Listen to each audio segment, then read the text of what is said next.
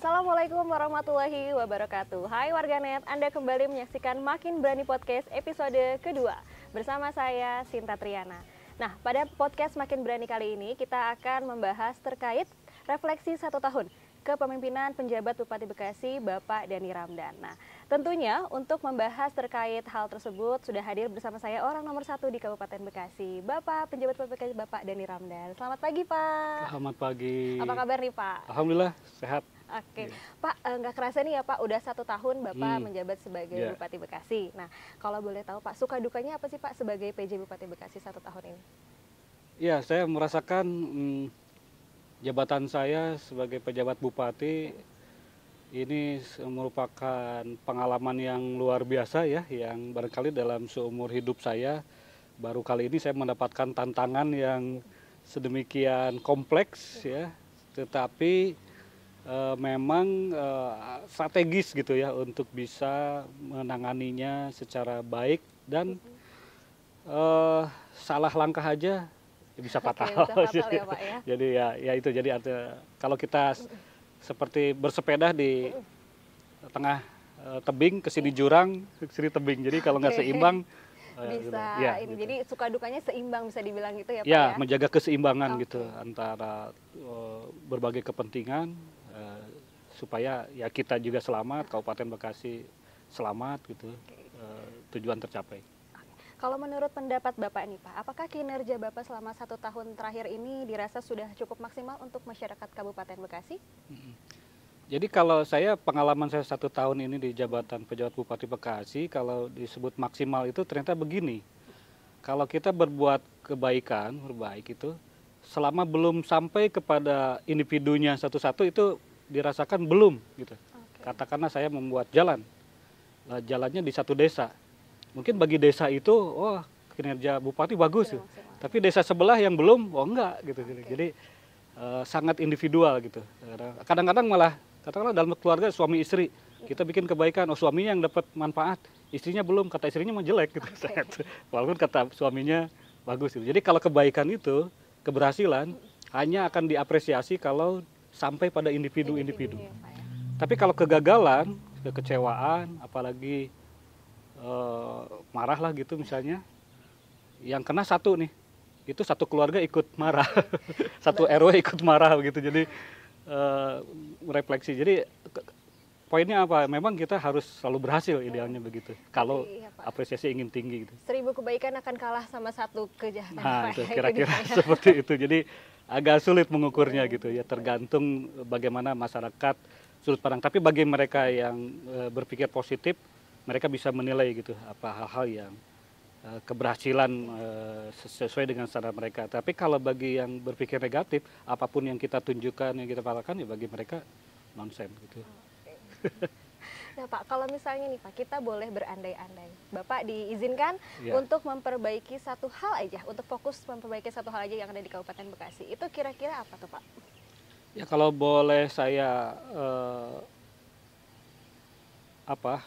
ada, aduh, cuma satu ya bolehnya Iya, ya. kalau boleh fokus 1 hal aja yang boleh Ya diperbaiki. kalau yang sifatnya praktis, konkret, udah jalan aja lah. Jalan ya Pak, kenapa Semua Pak? APBD jalan. Ya soalnya itu yang keluhan paling tinggi, apapun kita bikin prestasi apa-apa, yang lihat aja ke komentar di IG. Balik lagi ke jalan gitu. Apalagi yang memang kita posting itu mengenai jalan. Wah langsung merudul tuh. Komen tuh bisa berpuluh-puluh bahkan beratus-ratus melaporkan kondisi jalan yang rusak begitu. Nah sayangnya kan saya nggak mungkin hanya menangani jalan APBD kita, harus menangani juga yang lainnya. Gitu. Nah, Bapak kan juga sebagai tokoh literasi digital tahun lalu ya Pak ya, betul. Cukup aktif di media sosial. Balik lagi kayak tadi ya Pak, komentar netizen di media sosial itu banyak terkait jalan. Gimana sih Pak cara Bapak menanggapi komentar-komentar pedas netizen itu? Gimana, apalagi kalau misalnya di Instagram pribadi Bapak atau mungkin Instagram Pemkab Bekasi, apapun postingan yang kita posting, itu pasti ada komentar terkait infrastruktur Iya. Pak. Gimana tuh Pak? Pertama ternyata poin di sini tuh nggak boleh baperan. Ya, betul. Ya gitu, jadi memang saya dididik di akademi ya, mengenai pemerintahan itu dididik untuk menjadi seorang pamong praja, dan filosofi dari pamong itu adalah berhati samudra. Oke. Samudra itu menampung sungai dari manapun dengan kotorannya, dengan sampahnya segala macam, tapi nggak berbekas Iya, kan. betul. Tetap aja samudra itu biru, jadi airnya juga warnanya, rasanya tetap aja Tetap gitu, sama. sama gitu. Nah, jadi memang hujatan, kekecewaan, komplain ya harus kita terima. Namanya pemimpin itu harus seluas samudra gitu. Jangan terbawa perasaan, tetapi tentu saja menjadi masukan, input Oke. untuk. Nah, makanya saya lebih fokus ke tidak membalas komentar itu, tetapi langsung menugaskan instansi yang terkait, lalu turun ke lapangan mengecek apakah penanganannya sudah dilakukan semaksimal mungkin.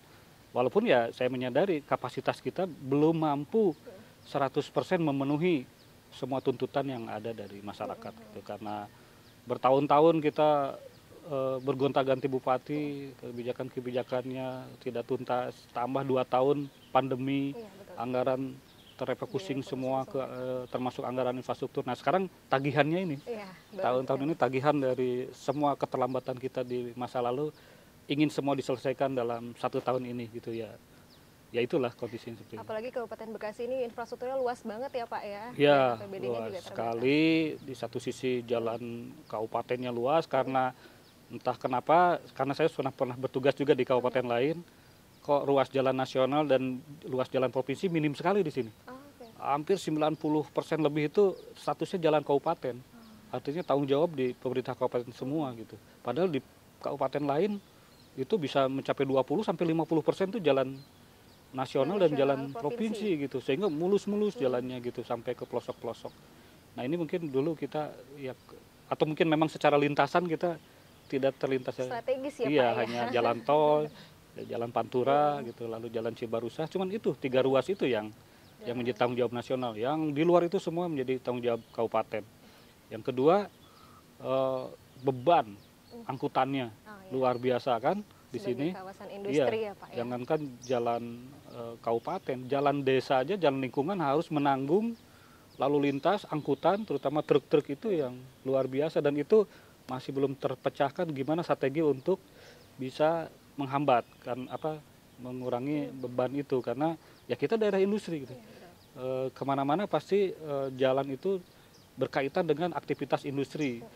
Industri yang ada di kawasan mending gitu, bisa kita eliminir pergerakannya di kawasan. Tetapi kan kita lihat ada juga pabrik-pabrik itu yang dibangun di luar kawasan, bahkan di pedesaan-pedesaan, di pemukiman. Nah, ini yang dari awal kita memang salah, tidak tegas gitu untuk melokalisir kegiatan industri itu hanya di kawasan atau di area-area industri. Nah, dampaknya adalah angkutannya jadi bercampur gitu. Berarti untuk memperbaiki infrastruktur itu dibutuhkan sinergitas dari berbagai sektor juga Ya, ya Pak ya. jadi tadi saya mungkin poinnya bagaimana beban jalan itu berat karena diawali dari pemanfaatan ruang yang tidak konsisten begitu. Sehingga akhirnya menimbulkan beban yang harusnya bisa kita kurangi. Oke. Nah, warganet masih banyak tentunya yang akan kita tanyakan kepada Bapak Dhani Ramdan. Untuk itu kita break sejenak, tetap di Makin Berani Podcast.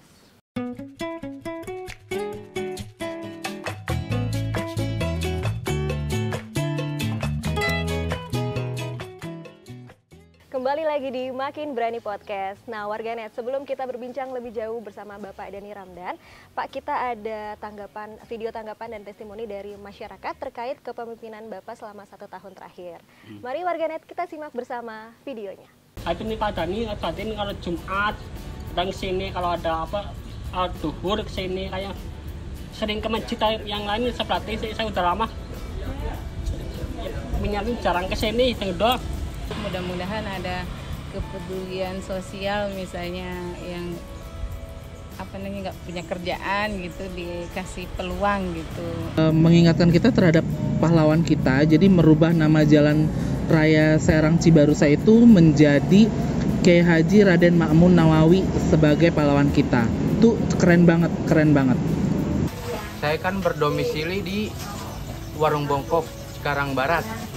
Nah, biasanya tuh jalan inspeksi Kalimalang, kawasan industri itu biasanya dulu waktu sebelum bulan Ramadan itu jalannya rusak parah, sehingga terjadi kemacetan yang sangat parah waktu kondisi pagi hari dan sore hari ketika masyarakat Bekasi yang ingin hendak berangkat ataupun pulang kerja. Nah, kemarin pas bulan Ramadan mendingan jalan di Inspeksi Kalimalang Industri itu diperbaiki, jadi jadi bisa mengurai kemacetan. Harapan saya pribadi ya untuk Bapak Dani, khususnya untuk kemajuan daerah saya sendiri sih, Kabupaten Bekasi ya, saya ada harapan satu nih untuk Pak PJ Bupati, terutama ya masalah fasilitas sekolah ya, mohon lebih perhatikan lagi kayak segi gedungnya, dari segi fasilitasnya kayak mungkin perpustakaan atau yang lainnya dari olahraganya. Harapannya untuk pemerintah Kabupaten Bekasi terutama, menurut saya mungkin lebih aktif dalam mengkampanyekan publik kreatif ya, seperti area hijau, taman terbuka hijau, taman rekreasi, taman literasi bacaan. Karena dengan adanya publik kreatif, menurut saya itu bisa memperbaiki kualitas anak muda, terutama millennials dan Gen Z, untuk lebih aktif dalam bersosialisasi. Terhadap pembangunan cukup baik, karena bisa kita lihat dari outputnya di media sosial, bahkan di fakta di lapangannya, bahwa memang beliau membangun Kabupaten Bekasi gitu ke arah yang lebih baik. Artinya banyak pembangunan yang dilakukan, dan itu sangat bermanfaat bagi masyarakat. Terus juga selain itu, kalau bagi saya di sisi komunitas ya, sebagai anak muda, saya melihat Pak Dani ini lebih welcome terhadap anak muda dari sisi ide dan pemikiran gitu. Jadi dan memang menurut saya Kabupaten Bekasi butuh ide-ide baru atau pemikiran-pemikiran baru yang mana itu dari anak muda, sehingga bisa lebih mengikuti perkembangan zaman. Ya, itulah tadi cuplikannya Pak. Kalau boleh ditanggapi Pak, itu kan tadi ada saran dan masukan, ada juga tadi yang menyatakan mereka sudah merasakan perubahan menuju ke arah lebih baik. Gimana Pak tanggapannya terkait video tersebut? Ya alhamdulillah sih sebenarnya kalau yang video-video tadi lebih banyak yang positifnya ya. Iya, betul. Tapi kalau ke IG pribadi saya, ke IG Pemkab kan banyak juga ya, kan yang belum gitu ya, belum ya. Tadi saya bilang kebaikan itu hanya akan dirasakan. Mungkin yang kebetulan yang tadi diwawancara itu sudah bisa merasakan secara individualnya, tapi bagi yang belum ya. Saya berterima kasih kalau memang masyarakat bisa menilai seperti itu ya, ada perbaikan gitu ya.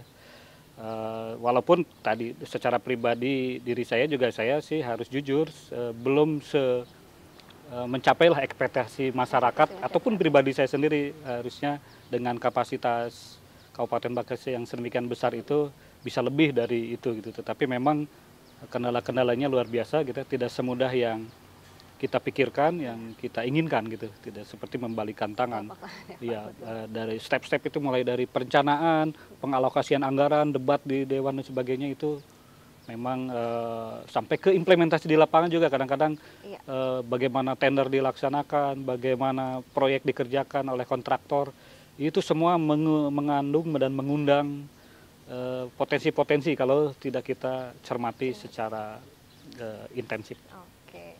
Pak, kalau boleh kita flashback sedikit ke 1 tahun ke belakang. Kira-kira apa sih Pak pencapaian atau pengalaman yang tidak terlupakan sebagai PJ Bupati Bekasi? Apa ya? Apalagi kan banyak banget nih Pak prestasi-prestasi di tahun lalu yang berhasil didapat, baik dari Pemkab atau dari Bapak sendiri ya? Kalau pencapaian prestasi ya tentu itu menggembirakan, membahagiakan gitu. Tetapi biasanya sehari lewat karena besoknya sudah dihadapi masalah lagi yang harus ditangani gitu. Jadi perayaannya nggak bisa berkepanjangan. Jadi ya kita syukuri, kita jadikan motivasi, semangat untuk lebih baik lagi. Tapi kalau yang justru sangat berkesan itu justru memang kejadian yang sangat menekan gitu ya. Dalam satu waktu, saya kan masih sebagai kepala pelaksana BPBD Jawa Barat, terjadi gempa Cianjur. Padahal di sini kita sedang melaksanakan Peparda waktu itu.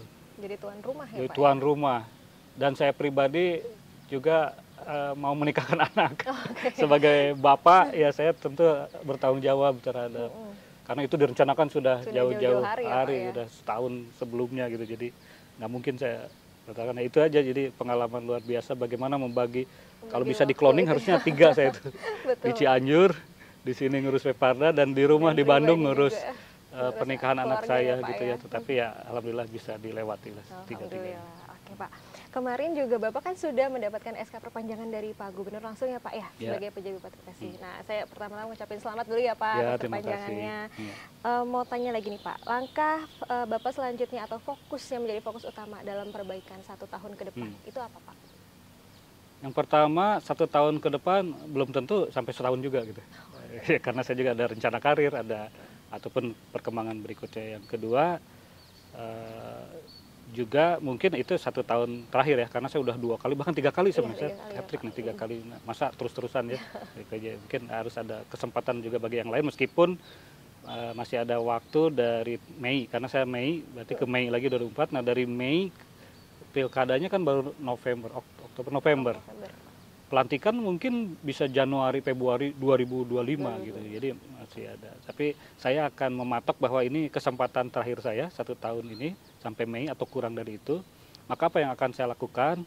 Pertama tentu saja memperbaiki ya, menyempurnakan apa yang kemarin belum sempurna. Yang kedua adalah mengunci, bukan mengunci ya, mempermanenkan perubahan yang baik itu supaya tetap berkelanjutan siapapun bupatinya, siapapun kepala dinasnya. Apa? Yang pertama adalah dari tata kelola proyek.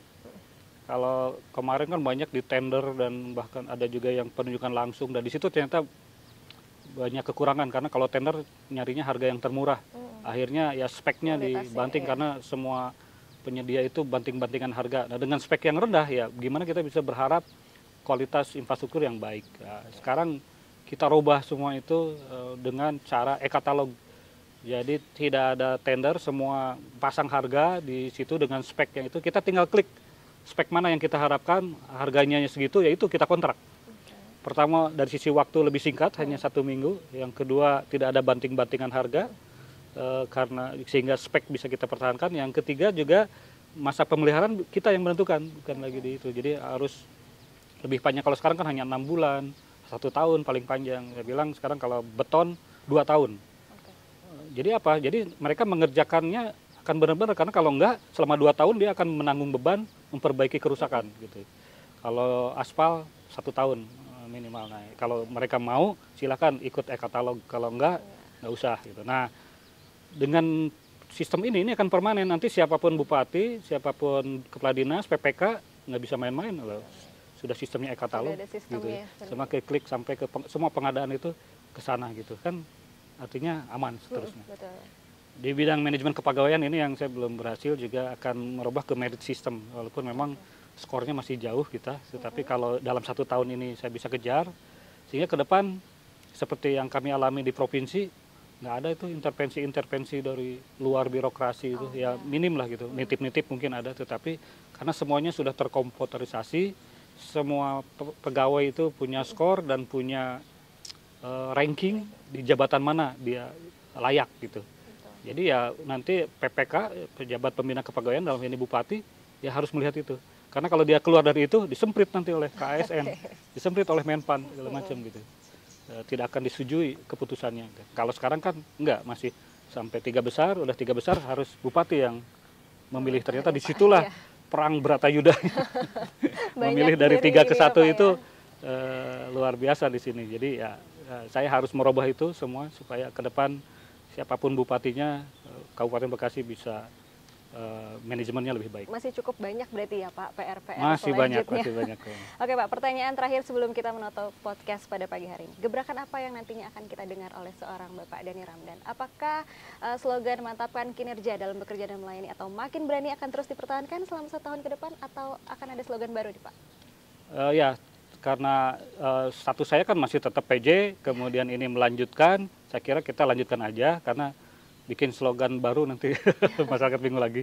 Sudah aja lah kita, yang penting mah motivasinya, semangatnya harus lebih meningkat dan capaiannya harus lebih bermakna begitu ya. Masalah slogan, masalah itu ya kita lanjutkan saja yang ada. Apalagi ini kali ketiga saya mendapatkan kepercayaan. Saya kira saya akan lebih fokus kepada substansi agar waktu yang singkat ini bisa lebih efektif Oke, berarti dimanfaatkan. lebih fokus untuk menjalankan apa yang sudah Ya. ada di tahun sebelumnya ya Pak ya. Oke Bapak, terima kasih banyak atas Ya, waktu dan sama-sama. kesempatannya. Ya. Semoga sehat selalu untuk Bapak dan keluarga dan semoga apa yang tadi disampaikan dapat terlaksana dengan baik. Amin, amin. Oke, warganet itulah tadi Makin Berani Podcast yang dapat kami sampaikan. Izinkan saya menutup podcast ini dengan sebuah pantun. Abis lari minum air kelapa. Saya Cakep. pamit undur diri. Sampai jumpa. Wassalamualaikum warahmatullahi wabarakatuh. Makasih Oke, banyak ya Pak. Terima kasih.